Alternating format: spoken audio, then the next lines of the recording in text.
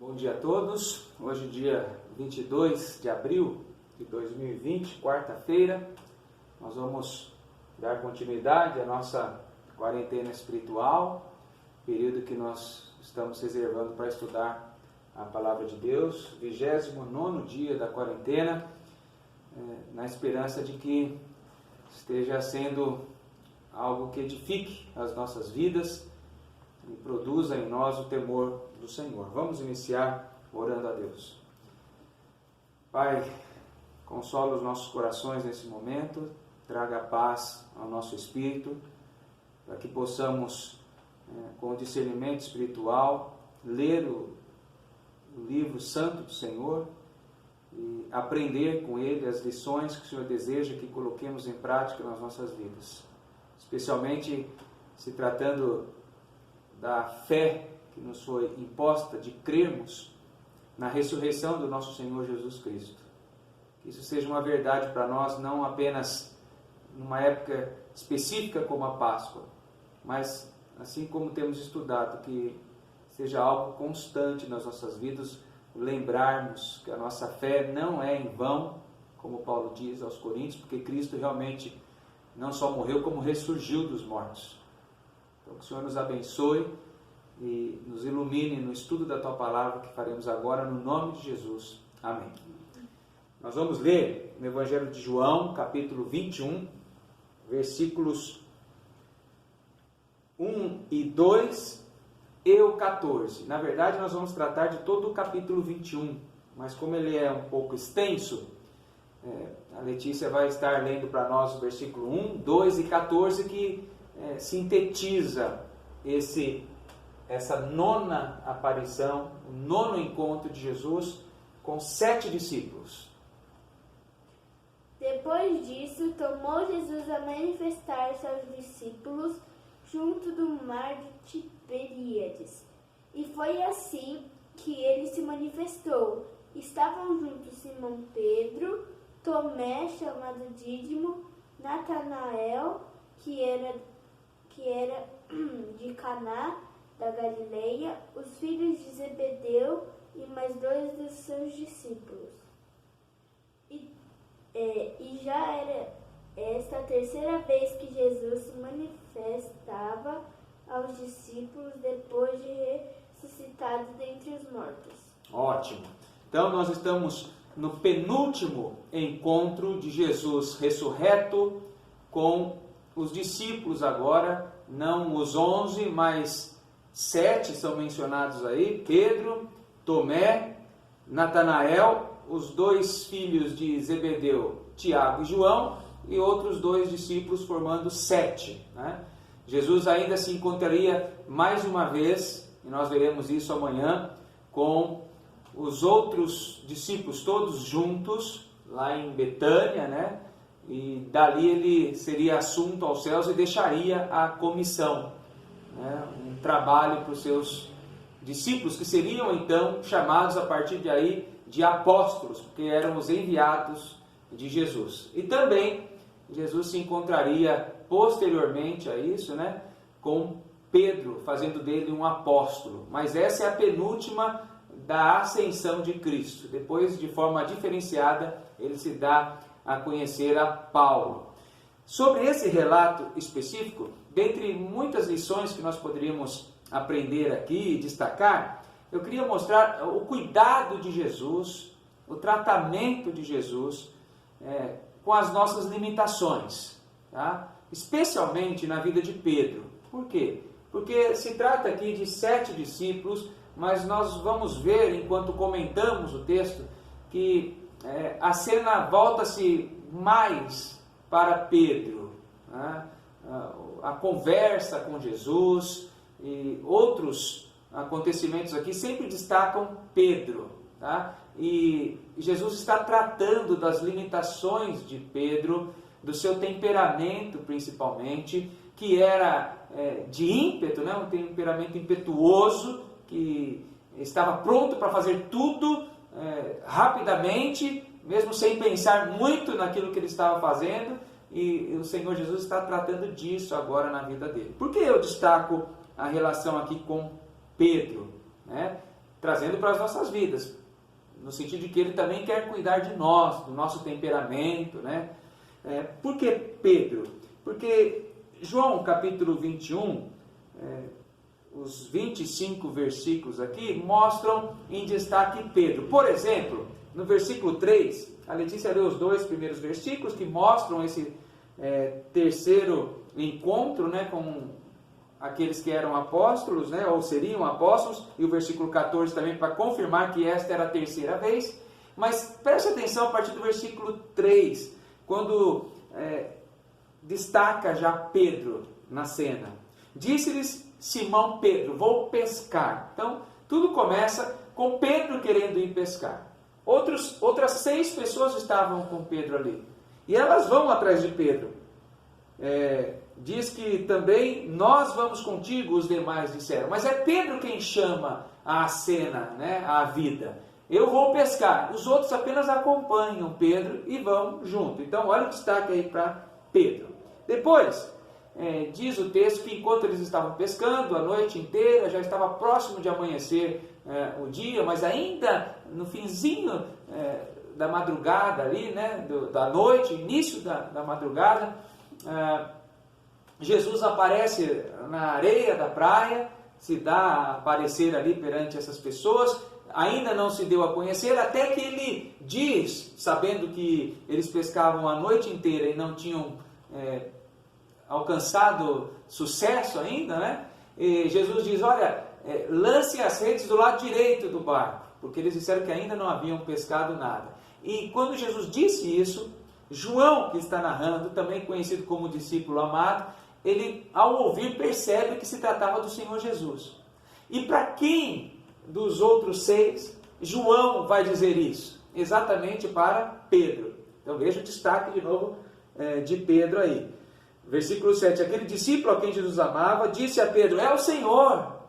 Por que não disse a Natanael? Por que não disse a Tiago, ou a Tomé, ou a algum outro? Mas disse a Pedro, porque o texto está querendo já trazer Pedro aí como enfatizar Pedro, né? Então, primeiro, Pedro disse que ia pescar, os outros foram atrás. Depois, alguém ouviu que era Jesus que havia dito: lancem do lado direito, no caso João. Para quem que ele vai dizer isso? Que é o Senhor que está ali?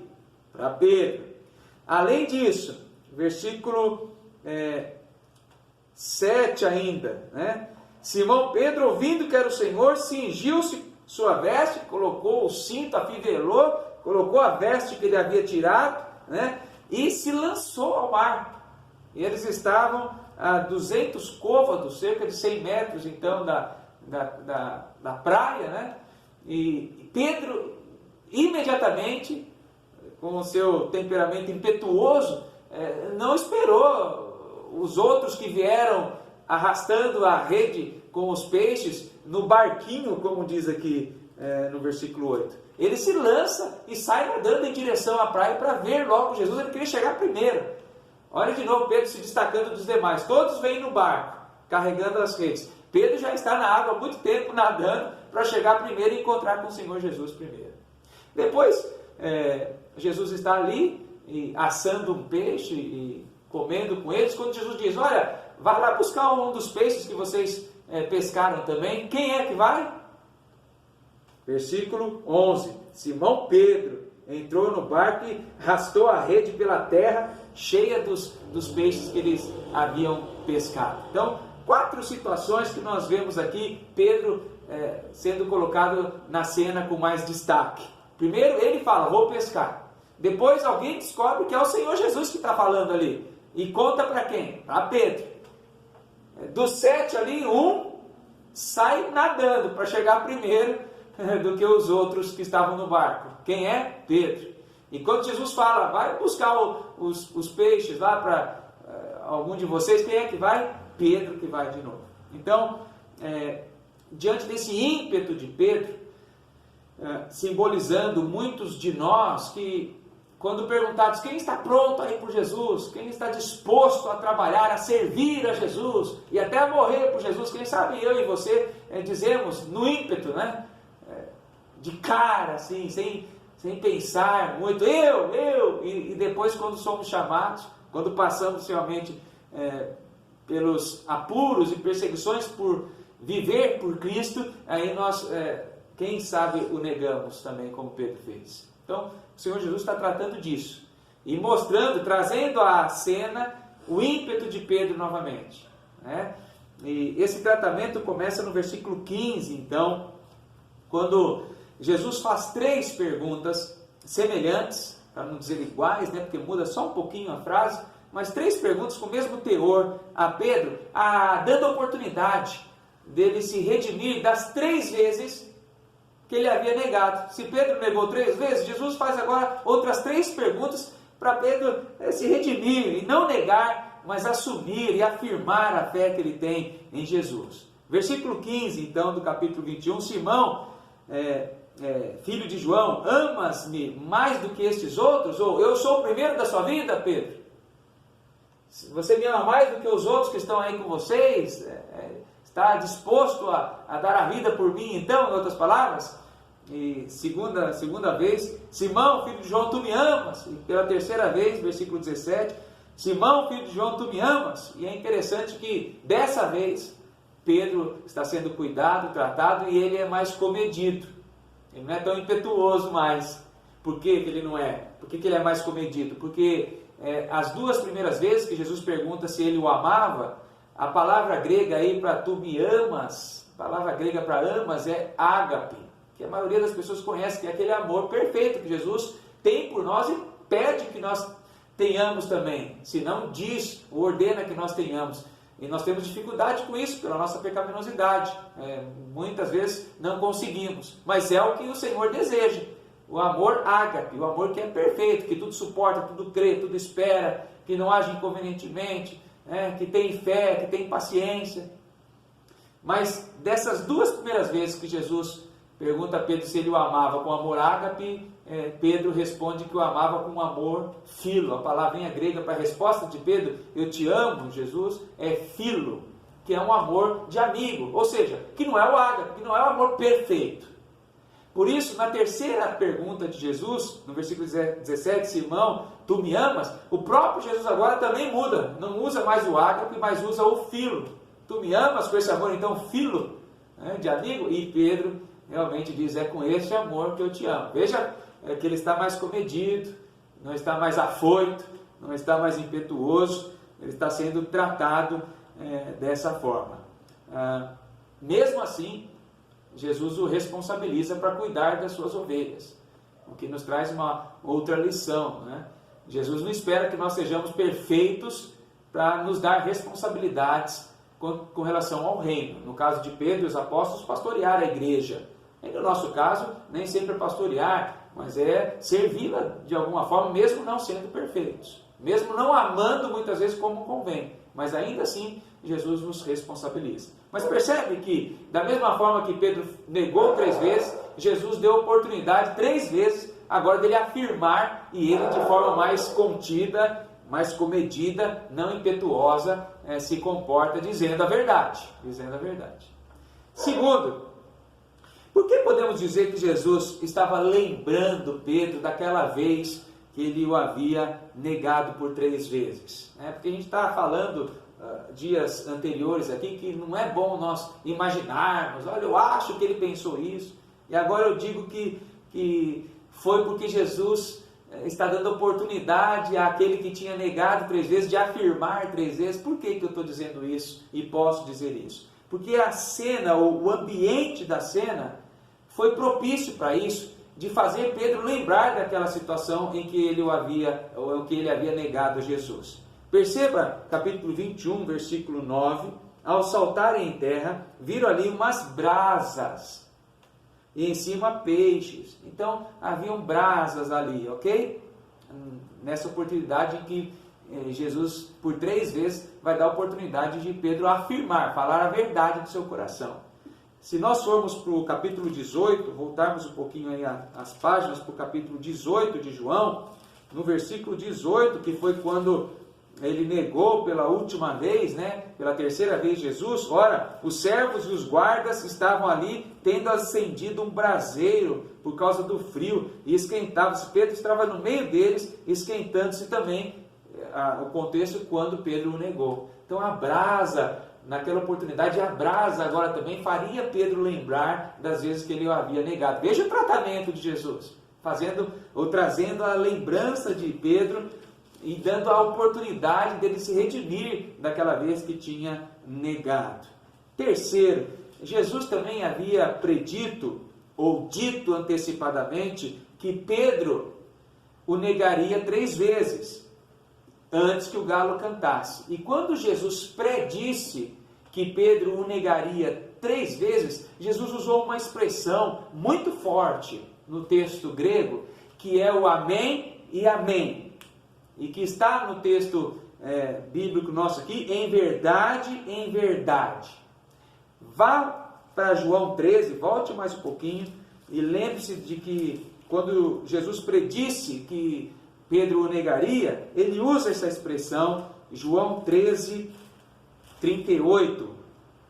Tá? Veja que o subtítulo é Pedro é avisado, versículo 36. Mas no 38, respondeu Jesus: darás a vida por mim? Em verdade, tá vendo? Esse em verdade é amém e amém, uma forma de enfatizar, de ratificar que isso vai acontecer, hein? Em verdade te digo que jamais cantará o galo antes que me negue 3 vezes. Agora vá para o nosso texto, capítulo 21, que nós estamos, em João, versículo 19. 18. Em verdade te digo. Tá? Então, mais uma vez, e agora Jesus está dizendo da morte de João. No versículo 19 ele vai dizer da forma como João ia morrer. Daquela vez, predizendo que João o iria negar. Pedro o iria negar. E agora dizendo da forma como ele iria morrer, mas com as mesmas expressões. Para quê? Para fazer Pedro lembrar. Lembra daquela vez que eu disse que você ia me negar, Pedro? Eu disse em verdade, eu disse de fato, e agora eu estou dizendo de novo, usando as mesmas expressões, para você se lembrar. Estou tratando, estou cuidando de você. Em verdade te digo. E o contexto vai dizer a forma como que Jesus ia morrer por Jesus. Aliás, naquele capítulo 13, versículo 38, quando foi usada a primeira vez a expressão em verdade, Pedro havia dito que estava pronto para morrer por Jesus.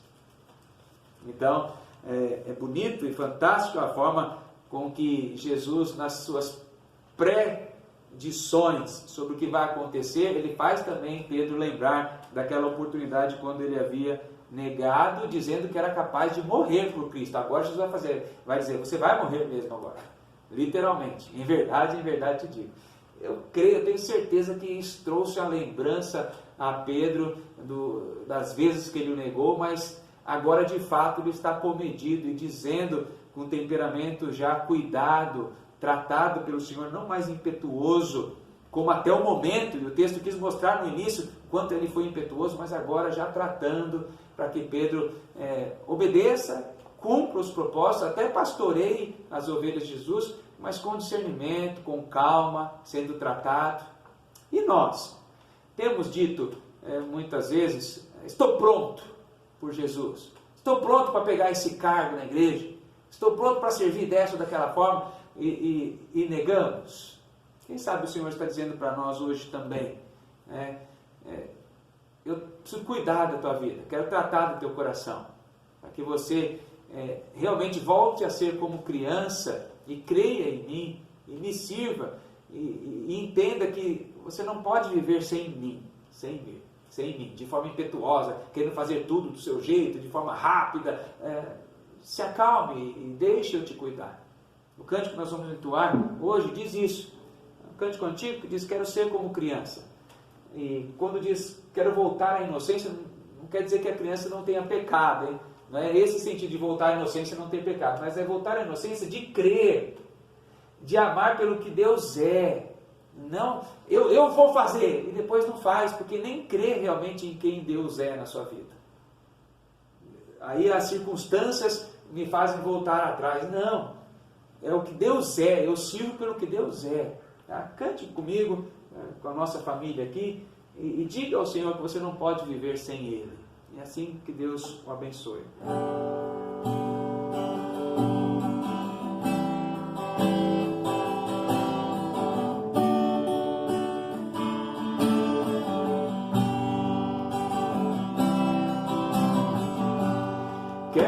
ser como criança, te amar pelo que é, voltar à inocência e acreditar em ti. Mas às vezes sou levado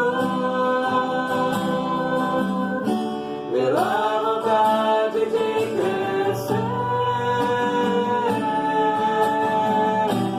torno-me independente e deixo de simplesmente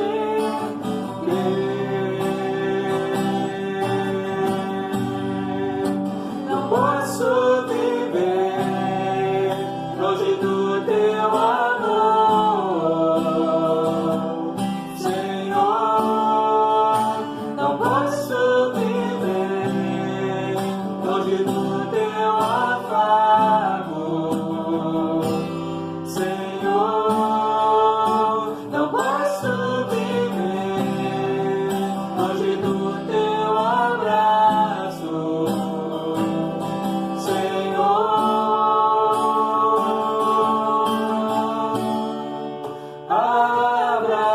abraça-me,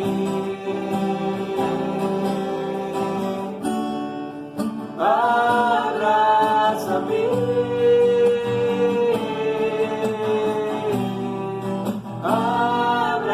abraça-me, com teus braços de amor. Abraça-me,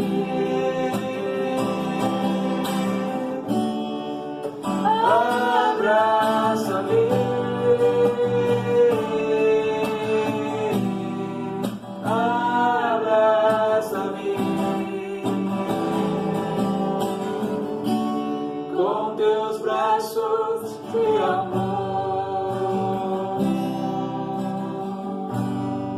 Ó Deus, nos colocamos diante do Senhor para sermos tratados do nosso coração, a fim de que o Senhor transforme o nosso ser e o renove a cada dia, nos moldando, nos aperfeiçoando, como o Senhor fez nessa ocasião em que se encontrou com os seus discípulos, mas especialmente como tratou da vida de Pedro e como nós pudemos ver a mudança na sua vida. Senhor, assim nos abençoe, nós nos humilhamos na Tua presença, queremos ser como crianças agora, crer no que o Senhor é, e assim confiar em todos os Teus propósitos sobre as nossas vidas e nos colocarmos realmente prontos para fazer o que o Senhor quer de nós pelo reino. No nome de Jesus, nos abençoe nesse dia, nessa quarta-feira. O Senhor nos traga paz, consolo e esperança aos nossos corações, no nome de Jesus. Amém. Amém, irmãos. Deus abençoe a todos.